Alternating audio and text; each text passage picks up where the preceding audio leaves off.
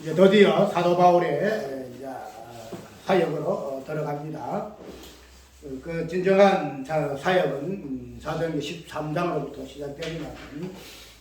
진정한 사도 바울의 이방인의 사역은 10장으로부터 특별히 오늘 본문 속에 나오는 사도 바울의 그 핵심을 이제 시작을 해서 사도 바울의 사역이 준비됩니다. 그래서 오늘 이거는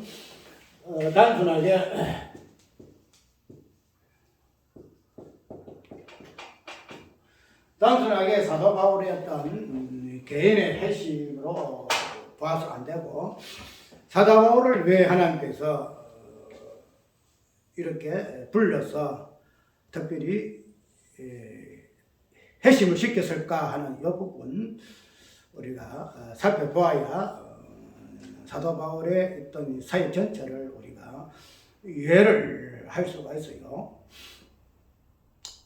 사도행전 13장에 보게 되게 되면은 주께서 이같이 우리를 맹하시되 내가 너를 이방의 빛을 삼아 너로 땅끝까지 구원하게 하리라 하셨느니라 하는 것으로 해서 사도 바울이가 이렇게 고백을 하죠. 주께서 나를 세우시고 사도로 삼으심은 이방인의 빛을 삼으셔서 이방인들을 구원하기 위하여서 나를 사도로 부르시고 직분을 주셨다. 특별히 오늘 사도 바울을 핵심시켰다라고 우리가 이해를 하면 됩니다. 그래 단순하게 사울의 이 핵심을 개인 핵심으로 보면 절대 안 돼요.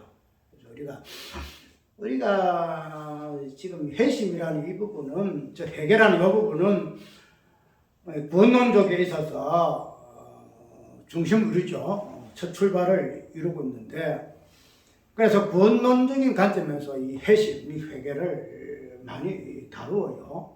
그런데 이런 그 구원론적인 부분을, 구원론적인 관점을 보게 되게 되면은 회개, 핵심을 이제 시작을 해서 구원이 이루어지기 때문에 그것은 당연해요. 당연한데, 우리가 이런 부분을 어떤 개인의 구원론으로만 보고 핵심을 다루고 해결을 다룰 것 같으면은 뭐로 끝나는가 하면은 개인의 구원과 개인의 핵심으로 개인의 해결로만 끝나버리는 그런 뭐랄까요, 짧은 어떤 시각적인 관점에서의 핵심과 해결을 볼 수 있다는 거죠. 특별히 우리 한국인의 어떤 속성은 개인주의가 굉장히 강하잖아요.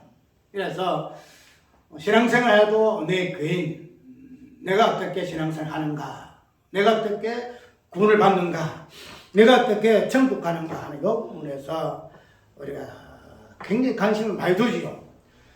그렇기 때문에 어떤 개인의 어떤 구원론의 관점에서 핵심을 우리가 중심에서 밟아보는 것은 어쩌면 당연할지 몰라요. 아니, 우리 한국인만 아니라 우리 모든 인간은 내 개인을 위해서의 모든 것들을 설명하고 있기 때문에 성경에 나오는 이 모든 것들도 나 개인, 나를 중심으로 해서 뭐랄까요, 해석을 하고 그 부분을 적용한다는 거죠. 만약에 이게서 오늘 사울의 이 핵심을 개인적인 핵심으로만 볼 것 같으면은 그냥 그 자체가 바울의 핵심에서 끝나는 것으로만. 그런데 이 바울의 핵심을 성경에서 성경 기록되어 있고, 이 바울의 이 사역 자체가 이방인의 구원에 중심을 두고 있기 때문에 이 바울의 핵심이 개인의 핵심이 아니다 이 말이죠. 그런 부분으로 우리가 크게 보아야 합니다. 그래서 개인의 핵심에서 교회론적인 관점에서 핵심, 교회론 관점에서 그 다음에 구원, 이렇게 보아야 하기 때문에 우리가 이러한 관점에서 성경 전체를 보게 되게 되면은 결코 나 개인의 어떤 저 성도라는 입장에서 나의 개인에게 적용하는 이 권면과 교훈이 남발하지 않는다는 거죠. 오늘 어떤 목사님의 설교의 제목이 새로운 피조물이라 하는 내용이에요. 새로운 피조물이라는 내용인데 그 새로운 피조물의 그 내용에 대해서 그 부분이 피조물에 대한 그 관점을 새로운 피조물에 대한 내용들로 성경에 있는 부분들을 쭉 열거가 되면서 오늘은 어떠한 존재인가 하는 부분에서 새로운 피조물로 우리에게 적용을 많이 해요. 그런데 이제 그 부분을 서로가 잠깐 주고받으면서 내가 문자로 예배하러 오기 전에 한 50분 전이에요. 목사님, 새로운 피조물의 머리로서 예수 그리스도는 어떠한지요? 이랬거든요. 새로운 피조물로서의 우리라는 그 관점에서 그런 피조물의 머리 되는 예수 그리스도로 한번 살펴보는 것도 좋지 않겠습니까? 하는 이 부분을 서로 주고받았어요. 그러니까 이제 목사님도 자신도 이 부분에서 설교를 여러 번 했는데 안전하게 이 부분을 설교하기가 다 못했다. 목사님 한번 해보세요. 이렇게 서로 주고받았는데 새로운 피조물을 우리가 이야기할 때에 보통 어떻게 이야기하죠? 우리를 많이 이야기하죠. 내 개인, 그 다음에 성도, 또 특별히 나아가서는 교회까지도 거론하고 있는데 어쨌든 이 새로운 피조물로서의 권면과 규율은 내 개인이에요. 내 개인, 성도. 성도가 어떻게 예수 그리스도 안에서 새로운 피조물이 됐는가 하는 이 부분을 이야기하고 있음으로 해서 모든 것들이 우리 개인과 나, 그 다음에 성도, 우리의 어떠함에 적용이 되어지고 교훈되어 있으나 그러나 이것을 새로운 피조물로서의 예수 그리스도를 이야기를 하게 되어지게 되면 관점 자체가 완전히 달라져 버려요. 관점 자체가. 왜? 이거 자체가 또 금기사항이거든요. 우리 골로새서에 보게 되면은 우리가 피조물의 어떠한 부분으로서 예수를 이야기하고 있어서 안식교라든지 이런 이단들은 봐라, 예수님도 우리와 같은 피조물이 아니냐, 더 나은 피조물, 천사보다 더 나은 피조물, 이런 관점에서 우리와 같은 피조물의 어떤 개체로서 이야기하고 있기 때문에 모든 새로운 피조물이라는 이 말에 대한 개념은 하나님이 창조하시는 모든 만물을 언급할 때의 피조물로 이야기를 하고 있단 말이죠. 그렇기 때문에 이러한 부분에서 피조물이라는 이 개념을 예수 그리스도에게 적용하게 되면 이게 금기사항이에요. 왜? 예수님이 우리와 같은 피조물이냐? 하나님이 왜 피조물로 이야기하느냐? 이렇게 이야기를 함으로 해서 새로운 피조물에 대한 모든 개념의 적용은 이 피조물이 우리에게만 적용되어진 부분이 있다. 이죠. 그런데 이런 부분에서 새로운 피조물로서의 예수 그리스도를 언급하는 것 자체가 굉장히 이단성이 많아요. 아까 이야기했도록 이거는 예수님이 그럼 우리와 같이 창조받았단 말이냐, 피조물이란 말이냐, 이렇게 오해할 소지가 굉장히 많단 말이에요. 그런데 그런 부분에서 우리가 예수 그리스도의 그 인성이라든지 우리 사람된 이 부분, 하나님일수도 인간 대신 이 부분을 뚝 띄어서 이해할 것 같으면은 피조물 중에 새로운 피조물, 그냥 피조물이 아니고 새로운 피조물, 우리의 어떤 피조물이 예수 그리스도 안에서 새로운 피조물이 됐을 것 같으면은 우리가 새로운 피조물이거든요. 그러면은 우리가 새로운 피조물이게 되면은 우리의 머리 대신 예수 그리스도는 어떤 피조물이요? 새로운 피조물의 머리 되신다는 거죠. 그러니까 새로운이라는 요 관점을 정확하게 해석을 해야 돼요. 그냥 피조물을 썼으니까 우리 예수님도 그냥 창조물이냐 말이냐, 피조물이 말이냐, 이렇게 오해해서는 안 된다는 거죠. 그러니까 그것 때문에 새로운 피조물에 대해서 우리만 어떠함이 우리의 새로운 피조물 부분을 성경의 다양한 말씀을 통해서 설명하고 해석을 했지만, 그러나 우리 새로운 피조물의 대심에 대한 머리 되는 예수 그리스도가 과연 어떤 새로운 피조물로서 머리 되신 분이신가. 아까 저번에 얘기했죠. 모든 부분에서 적용은 예수 그리스도밖에 문제돼요. 부분에서. 우리가 새로운 피조물이면은 우리의 머리 대신, 그의 머리 대신 예수 그리스도는 새로운 피조물로서의 어떠한 존재인가. 이 부분은 우리가 여과 없이 다룰 줄 알아야 돼요. 근데 거기 금기사항이기 때문에 혹시 이단이라 말들 때문에 그것을 탁 빼놓는데 그러면 안 되죠. 그래서 이제 그런 부분에서 보는 새로운 피조물이라는 요 관점을 정확하게 어떻게 유의하느냐에 따라서 예수님이 해석되어지고 설명되어질 수 있는 부분이기 때문에 그래서 굉장히 좀 많은 살펴봄이 있어야 합니다.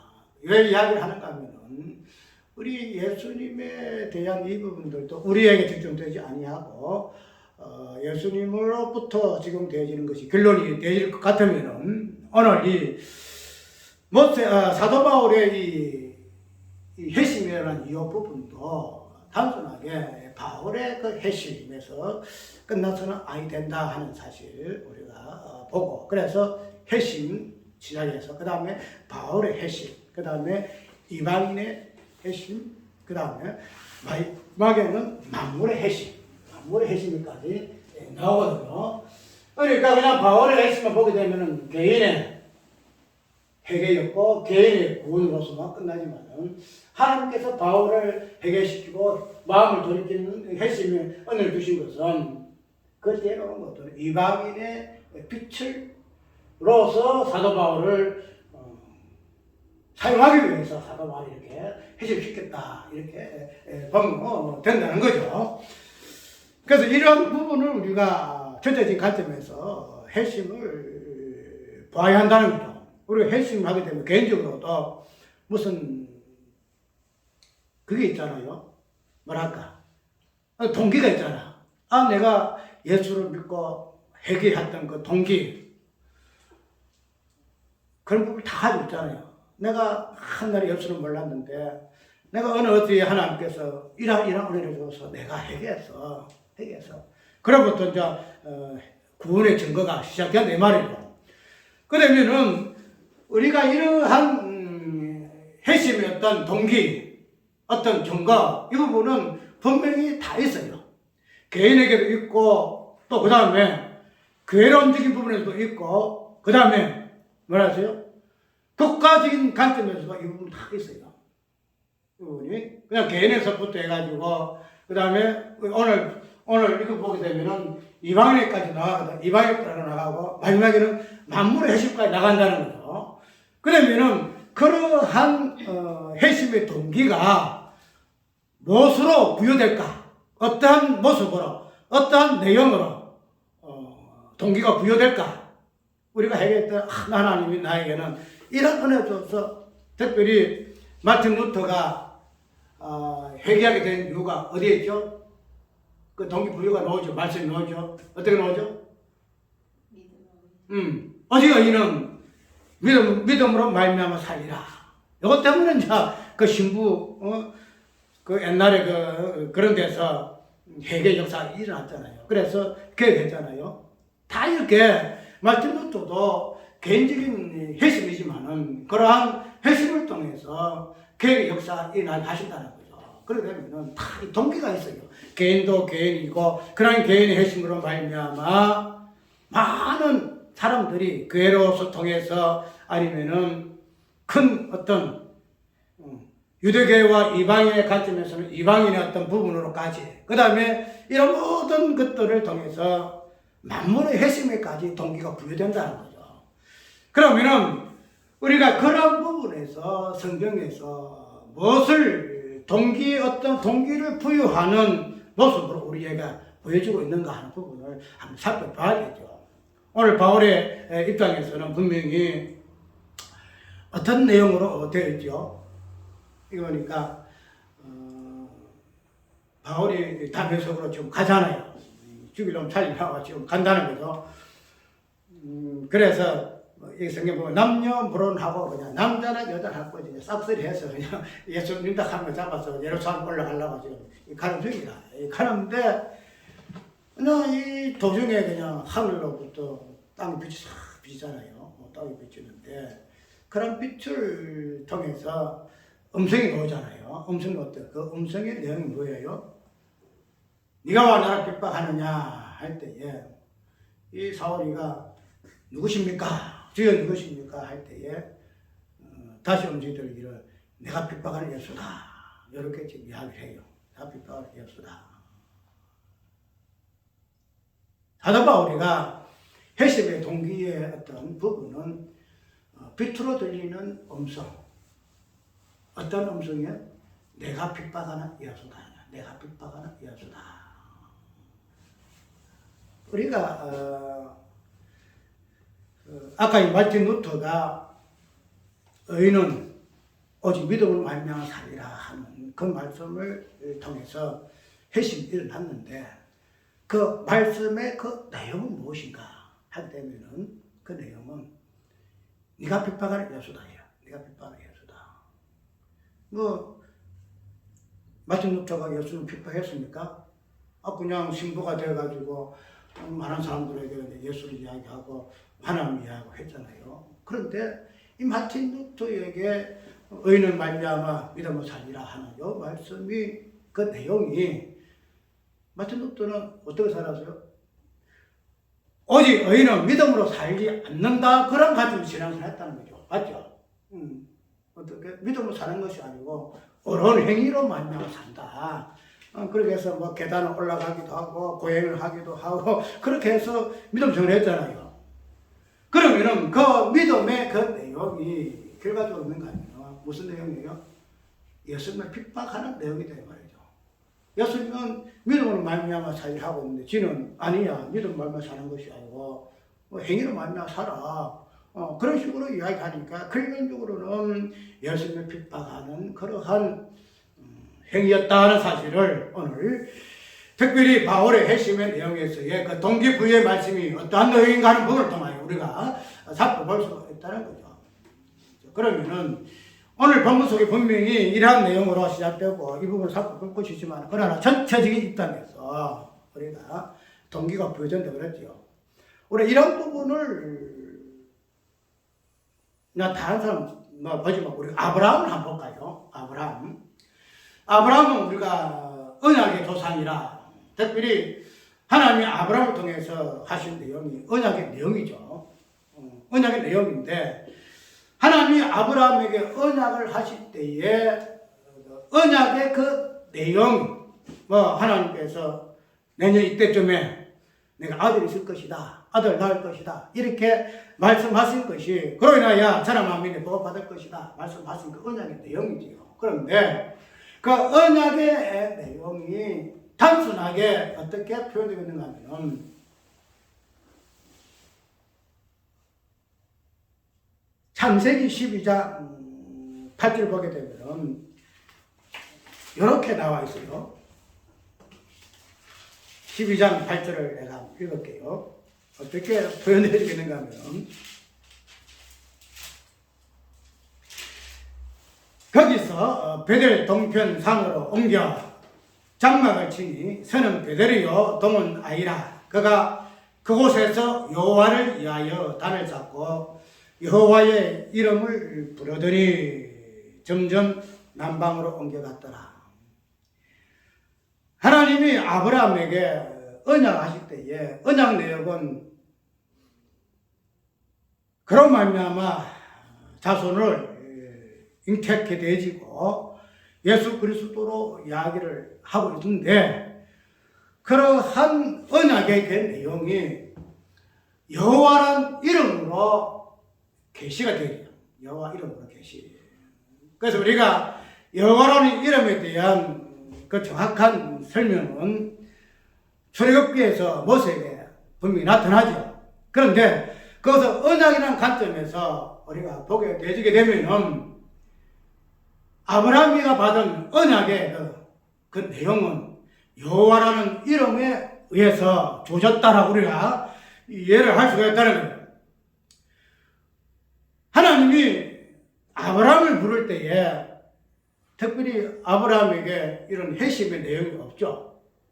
그죠? 우리가 쭉 읽어보게 되면은, 하나님이 아브라함을 갈대아 우르에서 불렀잖아요. 불렀을 때에 특별히 오늘 이 살과 같이 어찌하여 나를 비방하느냐 하는 이런 관점에서 아브라함을 부르지 않았어요. 그냥 자연스럽게 이 불러가지고 언약을 하신 거예요. 그런데 우리가 그러한 부분에서 하나님께서 아브라함을 그냥 불렀었다 하게 되지는데, 우리가 이 큰 틀에서 보게 되게 되면은 개인적 입장에서 구원이라는 것은 회심이라는 이 부분을 통해서 시작된다는 거죠. 해결하는 행위를 통해서, 이 은혜를 통해서 하나님께서는 구원의 역사를 이루어 나가셔요.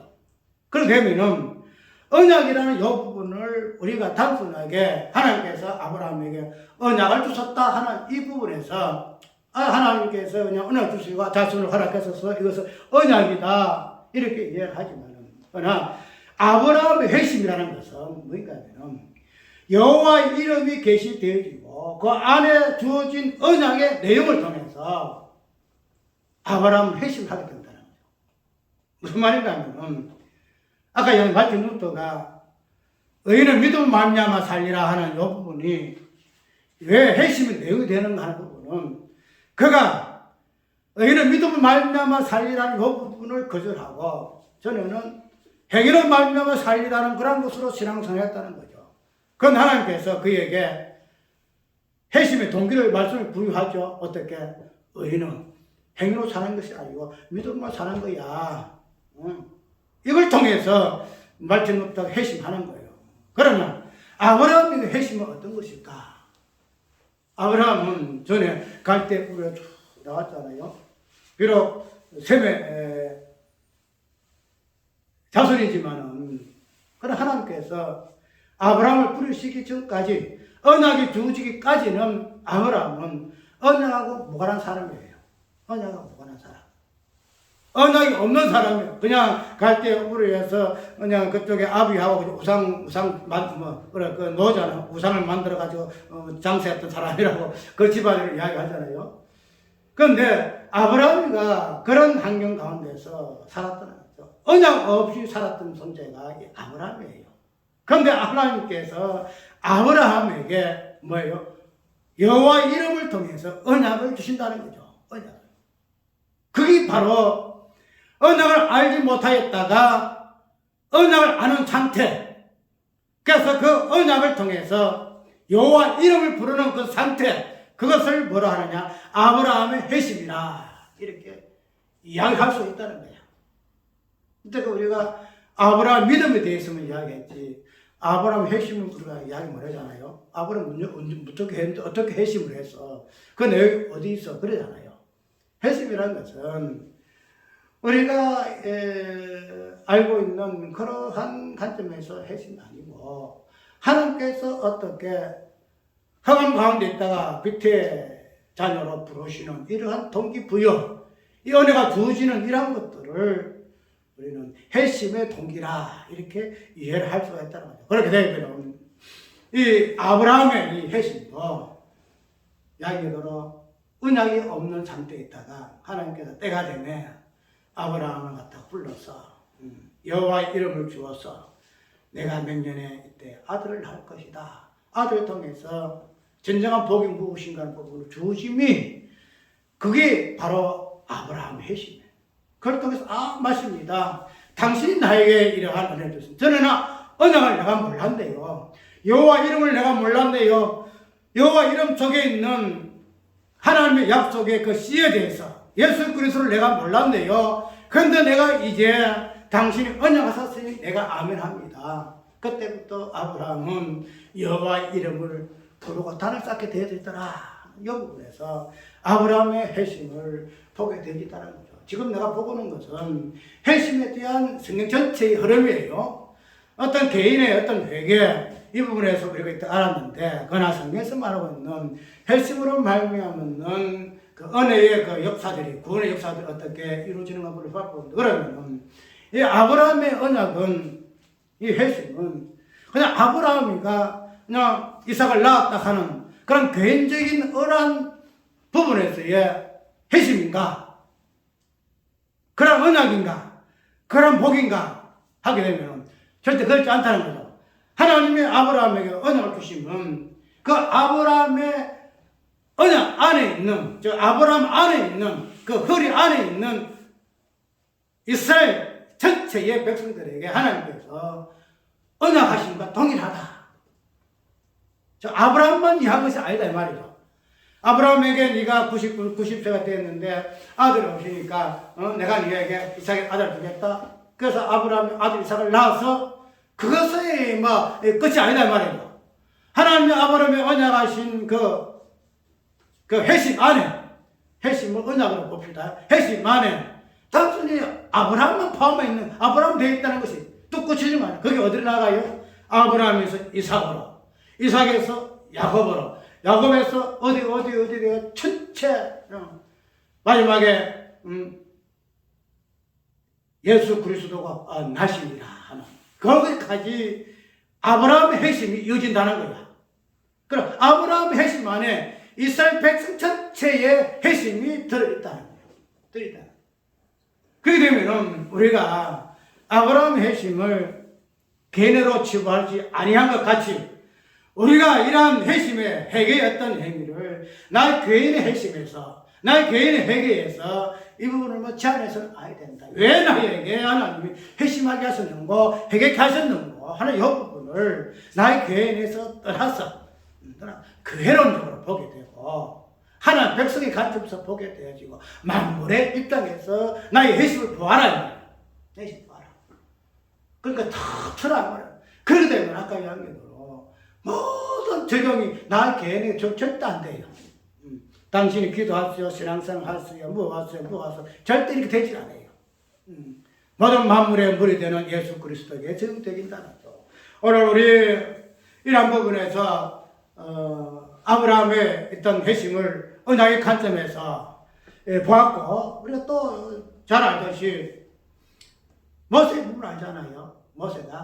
모세가 참 그렇게 누가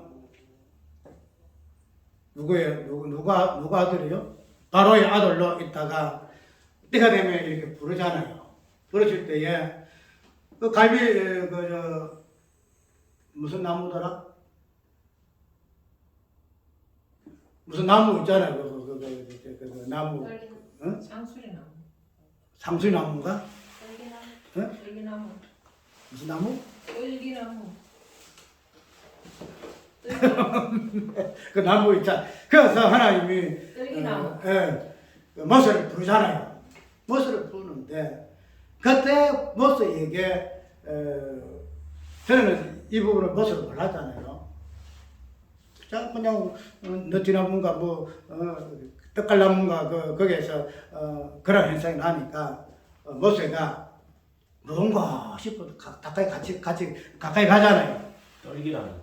떨기나무. 떨기나무. 떨기나무 불이 붙는데 그 떨기나무 안 타고 있으니까 뭐 이상하다 싶어서 갔다. 하나님께서 그걸 두고 무엇을 계셔요? 나는 여호와다 계셔야 되잖아요. 그리고 또 이제 모세는 회심하죠. 그게 회심의 동기예요. 그래서 그때로부터 여호와라는 이름을 통하여 하나님께서 모세를 회심시켜요. 불러요. 부를 때에 이 모세의 이 부르심은 또 동일해요. 모세의 소명이 뭐예요? 이스라엘 백성들을 가나안 땅으로, 출애굽에서 가나안 땅으로 이끄는 그런 자의 입장에서 소명이다 말이죠. 그래서 단순하게 가시떡이나무 속에서 여호와의 이름이 계시된 이 부분은 모세에게만 국한된 게 아니다 말이야. 없어게. 아이고 내가 하나님을 만나서 여호와 이름을 내가 알아서 그분에서 모세만 국한된 건 아니고 모세를 통해서 그런 계시를 통한 모세의 회심을 통해서 앞으로 이스라엘 백성들이 어떻게 출애굽에서 가나안 땅으로 갈 것인가 이 부분 전체를 담고 있다는 거예요. 그럼 뭐예요? 모세의 핵심 안에 누가 어떤 핵심이 있어요? 이스라엘 백성 전체의 핵심이 있다. 이런 부분은 오늘 성경에서 핵심에서 나오는 개인의 핵심이 아니라 이스라엘 백성들 전체, 하나님 백성 전체를 어떠한 기점을 통해서, 인물을 통해서, 그 내용을 통해서 하나님께서 핵심시키시는가 하는 부분을 우리가 살펴보게 되실 것 같으면 오늘 본문을 읽은 사도행전 10장에 나오는 9장에 나오는 이러한 사울의 이 핵심이라는 이 내용도 그러한 내용으로 우리가 보아야 한다는 거예요. 이런 부분을 왜 보는가 하면은 우리가 사울이가 이런 사건을 당하게 된 어떤 모습을 보게 되면은 담의 세계로 사울이가 지금 가는 중에 어떤 현상이 오죠? 사울이 행하여 담의 세계 가까이 가다니 허련히 하늘로서 빛이 저를 둘러 비추는지라. 이런 부분에서 사울에 대한 핵심이었던 역사적인 습관이 이런 것으로 시작이 되시죠. 그 되면은 우리가 이 본문 속에서 나오는 이 포인트를 쭉 볼 것 같으면은 아브라함은 언약이라는 내용으로서 나오게 되지고, 그 다음에 구약에서는 그런 언약에 실존이 되어지는 이름, 여호와라는 이름으로 아브라함과 모세에게 주어졌는데, 특별히 오늘 이 사울이라는 바울의 부분에서 보여지는 이 계시의 내용은 어떤 것으로 주어지는가 하면 빛으로부터 들리는 어떤 내용이에요? 내가 핍박하는 예수라는 이러한 내용으로 계시가 되어진다는 거죠. 마틴 루트에게 의인은 믿음으로 말미암아 살리라는 것으로 계시가 되어졌을 것 같으면 이 사울이가 핵심하게 된 그 동기의 부분은 네가 핍박하는 예수라는 이러한 말씀에 의해서 핵심의 동기가 부여된다는 거죠. 그런데 이런 계시의 그 내용이 어떤 현상으로 해서 이렇게 주어지는 하면은 빛이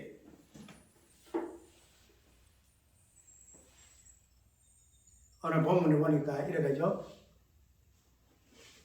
사울이 행하여 담의 세계에 가까이 가서 허련히 하늘로서 빛이 저를 둘러 비추는지라. 이렇게 좀 이야기를 하고 있어요. 아브라함에게 하나님께서 핵심의 은혜를 주실 때는 나타나서 가지고 어떻게 하죠? 그냥 말씀하시고 언약을 이야기하시고 당신의 이름을 계시하시잖아요. 계시하는데 이 사울의 핵심하는 이 부분은 굉장히 뭐랄까요? 복음서라서 복음의 적인 부분에서 완전히 이제 오픈되어져서 이 부분이 설명되어야 할 부분이라서 그런지 몰라도 굉장히 본질적인 부분이에요. 그냥 아브라함에는 여호와 이름, 다윗의 자손 예수 그리스도 이 부분을 이야기하고 있는데 이 사울에게 나타난 계시였던 방법이라든가 그 내용을 보게 되면은 굉장히 어떤 뭐랄까 근원적인 그런 부분을 우리에게 보여주는 것으로 살펴봤어요.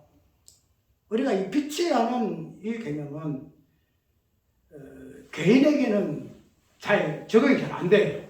개인에게는. 무슨 말인가 하면 우리가 회개할 때에 특별히 뭐 내가 항상 중에 하늘에서 이제 빛이 비춰가지고 내가 하나님 만나서 내가 회심하고 회개했다 하는 그런 감정도 간혹 있는 것을 내가 봤어요. 그런데 그런 부분은 내가 볼 때는 거의 성경적이지 않아요. 그러나 성경에 기록되어 있는 요 빛에 대한 회심은 굉장히 성경적이에요. 무슨 말인가 하면은 우리가 이때까지 회심할 때는 이러한 어떤 말씀을 통해서 뭐 이러한 것을 통해서 우리에게 회심이라는 이 부분이 동기가 부여되어지는데 오늘 바울이가 회심을 할 때에 나타난 그런 현상은 빛이 어떻게 비춰졌는가 하는 부분으로 회심을 이야기하고 있다는 거죠. 우리가 이 빛이라는 것은 창조의 세계에서 첫 번째 창조의 어떤 내용이잖아요. 하나님이 첫날에 뭐지 있으라? 빛이 있으라 하시며 빛이 있었고 이렇게 이야기한다는 거죠. 그러면은 하나님께서 이 땅에 특별히 6일 동안 창조하시는 그 창조 세계에서 빛이 비추게 하심으로 말미암아 모든 창조의 세계에서는 뭐랄까요? 혼돈에서 빛으로 이렇게 진행해 나가는 거예요. 그래서 첫 창조 속에서도 하나님께서 빛을 통해서 뭐 해요? 빛을 통해서 모든 만물을 조성해요. 빛을 통해서 어둠이 물러가고 빛과 어둠이 저녁이 되면 아침이 되는 이런 관점을 통해서 하나하나 이루어나가잖아요. 그렇게 되면은 빛이 있어라 하심에 빛이 있었고 창세기 1장의 이 내용은 모든 만물에 뭐예요? 빛이 있으라는 이 계시를 통해서 모든 만물은 어둠에서 회심하게 돼요. 어둠에서. 우리가 창세기 1장 보면은 땅이 혼돈하고 뭐하고 흑암이 깊은 게 있더라 이 이야기하고 있죠. 그런데 이런 흑암에 있는 빛이 없는 가운데서 빛이 주어짐으로 말미암아 뭐게 돼요? 모든 만물은 회심하게 된다는 거예요. 모든 만물은. 그 뒤에 나오는 땅과 하늘과 궁창과 그 뒤에 모든 바다에 기는 해와 우로와 그 다음 인간까지 뭐예요? 회심의 역사가 어떻게 빛이 비추심으로 말미암아 시작된다는 거예요. 그 첫 창조의 어떤 원리예요. 빛이 왜 땅에 비춰줘야 하는가? 그런데 그러한 부분을 우리가 작년 말 예수 그리스도 이 땅에 오셔가지고 빛을 오셔가지고 자기 땅에 빛을 비추신 이 부분을 이야기하고 있잖아요. 그러면은 빛이 땅에 비친다는 요 어떤 이 표현은 창조의 어떤 첫 창조의 어떤 시작부터 이런 부분의 회심이 어떻게 이루어질 것인가? 모든 만물이, 모든 피조물이, 모든 인간이 어떻게 회심이 이루어질 것인가? 빛을 통해서 이 부분들이 첫 창조에서부터 시작된다는 거야. 개시된다는 거야. 그런데 이러한 회심의 어떤 그 흔적들이 누구에게 오늘 본문에 나타난 사울의 회심에서 나타난다는 거예요. 어떻게 해요? 오늘 보니까 자 사울이 행하여 다메섹에 가까이 가더니 허련히 하늘로서부터 빛이 저를 둘러 비추는지라. 첫 창조석에서 땅에다가 빛을 비추시고 모든 만물을 회심 공께 회복하시는 부분으로 계셨을 것 같으면은 이제 예수께서도 그런 부분으로 계셔서 이제는 사울에게 이 모습으로 계시심하고 있다는 거죠. 땅에 비추는 것이 아니고 누구에게 비춰요? 사울에게 빛이 비쳐요. 비쳐요. 비쳐. 그냥 빛이 있어라. 흑암에 있는 곳에 빛이 비치라 이렇게 말씀하신 그 하나님께서 사울에게 빛이 그냥 조명해 빛이 있어라. 그래서 사울에게 빛이 비치는지라. 그래서 사울이가 땅이 엎드러지며 이렇게 그렇게 되면은 여기서로 우리 사울이라는 이러한 회심이 이 의미가 단순하게 그냥 뭐 앞으로 이방인에게 빛을 전하고 복음 전하기 위해서 하나님께서 그를 해결시키건 그러한 어떤 중간적인 땅에서 우리가 살펴볼 것이 아닌가. 왜 하나님께서 창조에서부터 빛을 허감했다는 빛이 갔었을까? 왜 그래서 그로 인해서 모든 만물이 질서 있게 조화롭게 하나님과 예수 그리스도의 하나님 형상으로 창조되어서 해갔었을까 하는 이 부분을 우리가 보게 되게 되면 이 사울의 이 회심의 이 내용은 그냥 쉽게 그냥 아이고 그냥 하나님께서 그래 불렀네 이런 부분으로 끝나지 않다는 거죠. 그 내용이 오늘 어떻게 하죠? 그 빛을 통해서 나타나는 음성은 내가 핍박하는 예수다. 내가 핍박하는 예수다. 이 부분이죠. 그래서 우리가 아까 이야기했던 우리 어떤 회개의 어떤 부분에서는 회개라는 것은 내가 지었던 죄에 대해서 회개잖아요. 내가 그래서 옛날에 이렇게 해서 우리가 어릴 때에 부잣집 올라가가지고 모가나무 몰래 따먹어 가지고 그런 것도 회개하고 또 어떤 사람은 내가 어미에 젖 바른 것도 그 젖고기 바른 것도 내가 회개하고 이런 소리를 회개하고 그게 회개 목록이에요? 아니 내가 옛날에 뭐 했고 이런 것들이 회개 목록이 아니에요. 왜냐하면 근본적인 부분이 뭐예요? 내가 핍박하는 예수라. 핍박하는 예수라. 이것이 우리의 죄의 내용이다 이 말이죠. 그래서 그런 부분에서 회심의 어떤 동기부여가 부여질 때에 이 사울은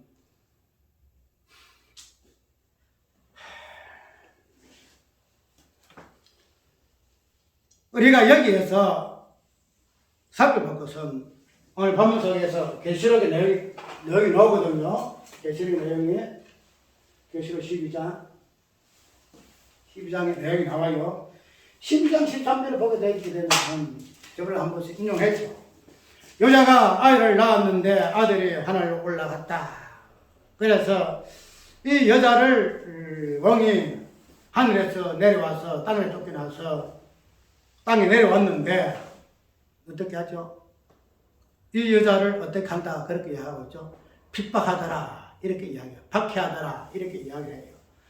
그러면 단순하게 우리가 핍박이라는 이 개념은 이 땅에서 일어난 예수 그리스도 아니면은 우리가 뭐 이렇게 하고 저렇게 해서 예수님을 핍박했다 하는 이런 관점에서의 핍박이 아니더란 말이죠. 그냥 사도 바울도 그냥 그 예수 믿는 사람 때려 죽이려고 작업하는 게 예수님 핍박한 거다. 이렇게 이야기할 수 있고 그걸 우리가 종합적으로 보게 되면은 우리가 예수 믿지 아니한 것이 예수님 핍박한 것이다. 이렇게 이해를 할 수가 있어요. 그런데 근원적인 핍박이라는 의미는 뭐냐면은 용이 여인을 핍박하는 그런 부분에서 핍박의 의미가 있어요.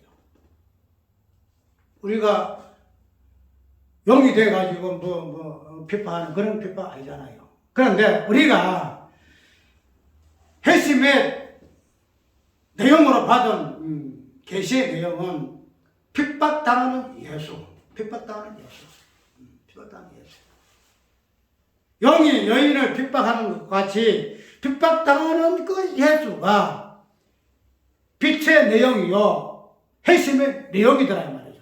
핍박당하는 예수. 그 핍박은 마지막에 십자가에서 죽으심을 통해서 우리는 정확하게 드러나게 되어지는데 우리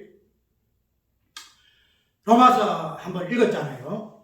로마서를 우리가 있는데 그런 한 번대로 많은 사람이 정죄에 이른 것 같이 의의 한 행동으로 많은 사람이 의롭다하심을 받아 생명에 이르느니라 하는 이 부분을 보게 되게 되면은 우리가 핍박을 한 부분에서 사울이가 핍박을 왜 하느냐 하는 부분으로 책망받으시고 당신을 나는 핍박을 하는 예수라는 부분으로 이야기를 하고 있는데 우리가 이 핍박이라는 이 부분에서 다시 한번 깊이 있게 생각을 해보고 핍박을 하는 예수라는 이 부분에서 회개가 이루어질 것 같으면은 그 뒤에 회개의 어떤 정점에서 나타나는 사울의 어떤 모습은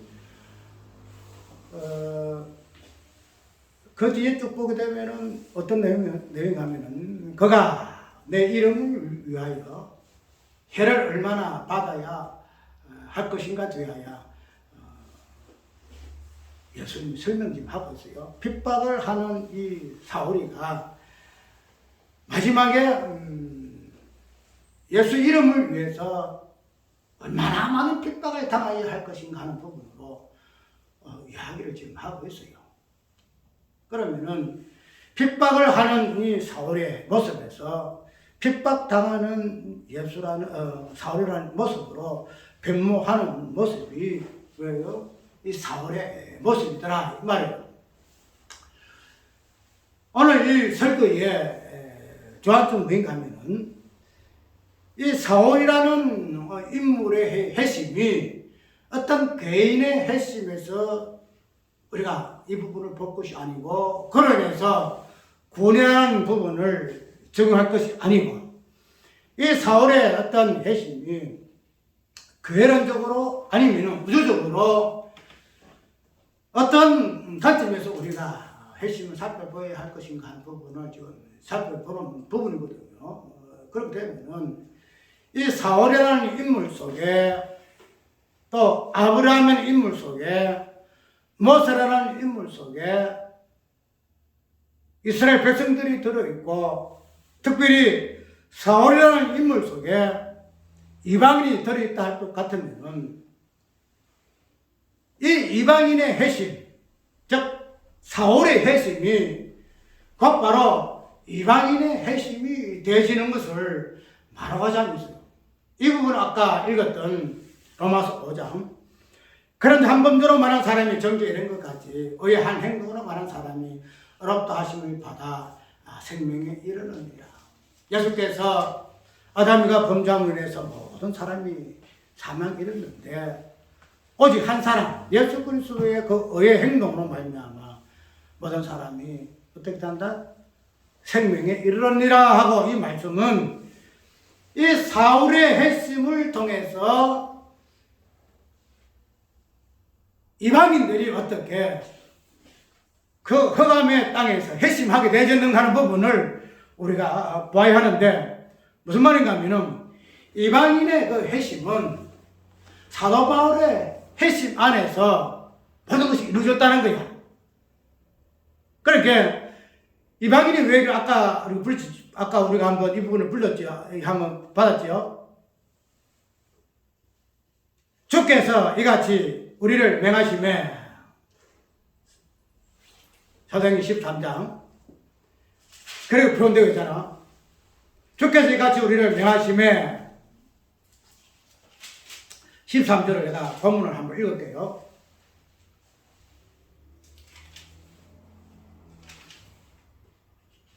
(46절) 48절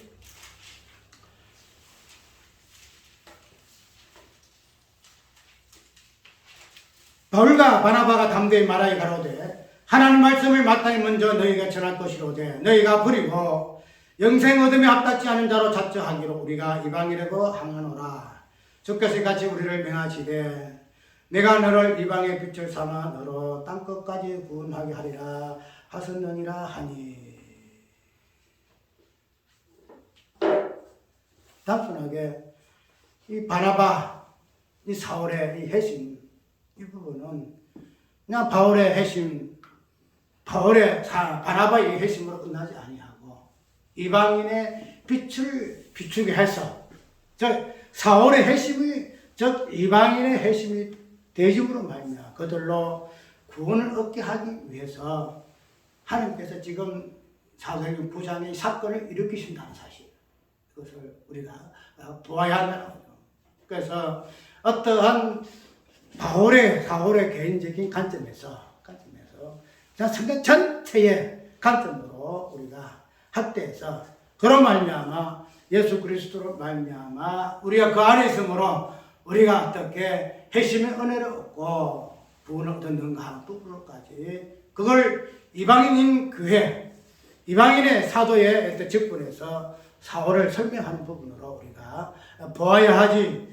하나님께서 사울에게 찾아오셨다, 이런 어떤 설교를 가지고 설교하면 안 된다는 거죠. 우리가 성경에서 왜 어떤 한 개인의 핵심이 어떤 예수 그리스도 그 대표 원리에 의해서 주어지는가 하는 부분을 아브라함, 그 다음에 모세, 그 다음에 이방인의 전체를 대표하는 사울이라는 인물을 통해서 하나님께서 당신의 핵심을 일으키시고 구원을 이루어 나가시는 하는 부분을 우리가 사도행전에서 노는 그 괴론적인 관점에서 한번 살펴봐야 한다는 거예요. 그것이 우리의 개인의 핵심에서 벗어나서 하나님께서 핵심을 통해 어떻게 만물을 다시 회복시키려 하는 그 부분까지 그 안에서 예수 그리스도를 발견하는 것이 우리가 성령을 조명하는 방편한 사실을 꼭 기억해야 할 것입니다. 찬송가